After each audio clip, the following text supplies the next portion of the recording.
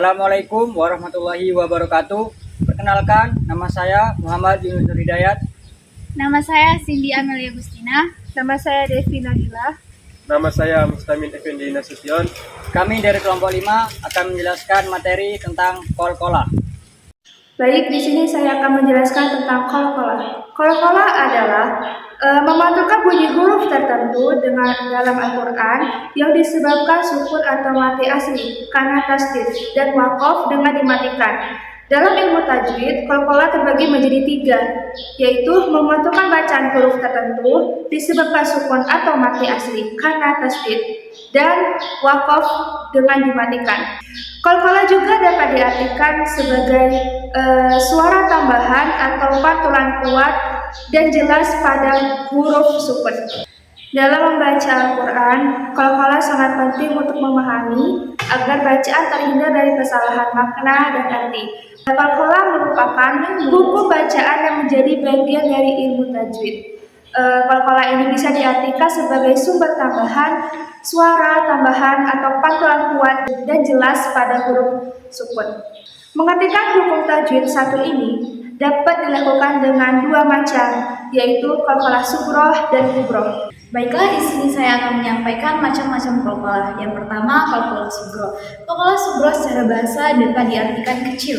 Jenis yang satu ini adalah jika ada huruf kol-kolah yang berada di tengah lafal dengan harakat sukun. Cara membaca kol-kolah sughroh ini adalah dipantulkan dengan tidak terlalu kuat.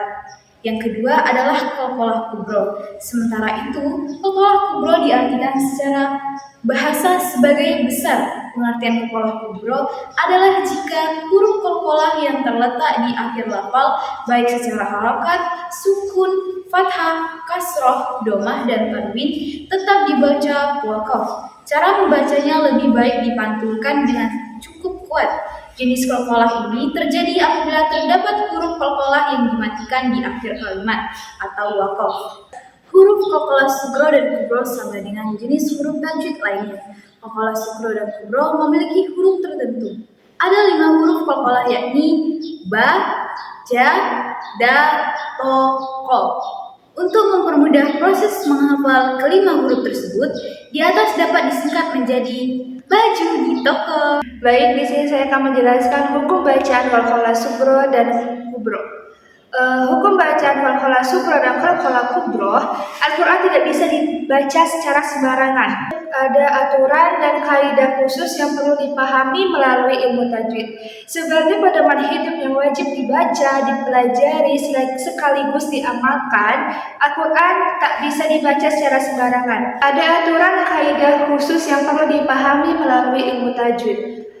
Mengamalkan ilmu tajwid yang telah dipelajari merupakan sebuah kewajiban yang harus dijalankan oleh setiap muslim. Begitu juga dengan mengamalkan hukum bacaan kol-kolah sughroh dan kol-kolah kubroh. Seperti yang disebutkan sebelumnya bahwa hukum bacaan kol-kolah sughroh terjadi apabila huruf kol-kolah berada di tengah lafal dengan harokat sukun.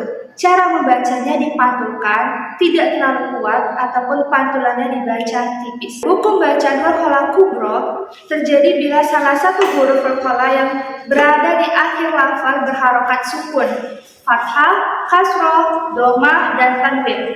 Tetap dibaca wakof. Cara membaca kol-kolah kubroh dipantulkan dengan kuat dan tebal.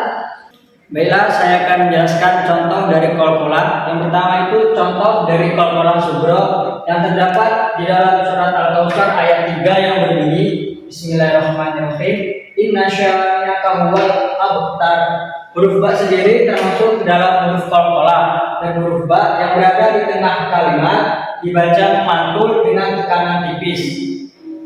Contoh yang kedua adalah kol-kolah kubroh yang terdapat di dalam surat Al-Ikhlas ayat 1 yang berbunyi Bismillahirrahmanirrahim. Qul huwallahu ahad. Huruf da termasuk dalam huruf kol-kolah, dan huruf da yang terletak pada akhir kalimat dibaca tebal dan memantul. Selanjutnya saya akan menjelaskan contoh dari kol-kolah sughroh dalam hadis tentang fikih yang berbunyi ma'aziqo abadun khairan lahu wala awsa'a minas sabri.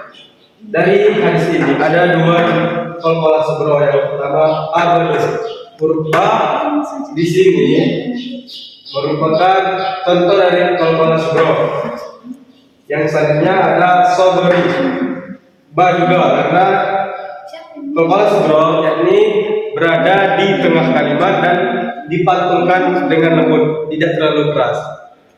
Demikianlah penjelasan dari kami tentang qalqalah kelompok 5. Semoga bermanfaat. Terima kasih. Wassalamualaikum warahmatullahi wabarakatuh.